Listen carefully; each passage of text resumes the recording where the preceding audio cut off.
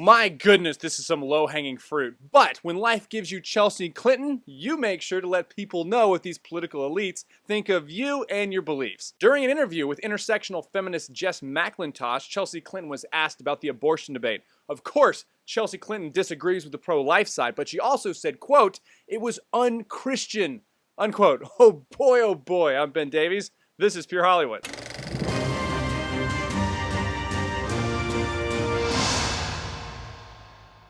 What have our politics come to? Chelsea Clinton has already hinted that she may run for office. You know, someone who holds the practice of dismembering children at whim and having your tax dollars pay for it in such high and sacred regards that it's no longer a difference of opinion in the sanctity of life, but rather you are also unchristian if you disagree with her. In the interview, Chelsea Clinton was asked how she possibly stays positive with the debate over Roe v. Wade. She said, quote, "Every day I make a moral choice to be optimistic." She goes on to say, "And when I think about all those statistics that are painful of what women are confronting today in our country and what even more women confronted pre-Roe v. Wade and how many women died and how many more women were maimed because of unsafe abortion practices. We just can't go back to that." First off, when else in history in the United States or any Western country has it ever been better time to be alive? And I mean for anyone, not just women, anyone. What was that? None? Never? Not even close? But particularly more when it comes to women. Women right now live longer than men, are graduating college at a much higher rate, and are making more money on average than men under the age of 30, which magically does flip after 30, not because women decide to leave the workforce, take less hours so they can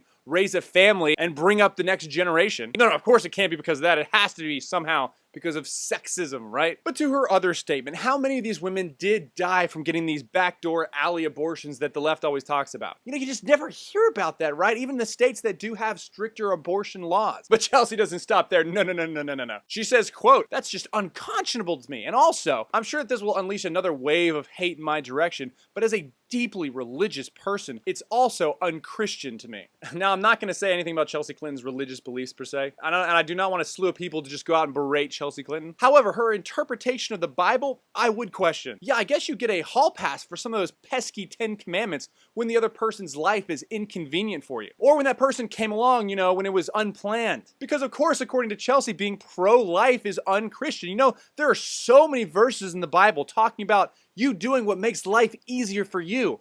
There are scriptures that say that, right?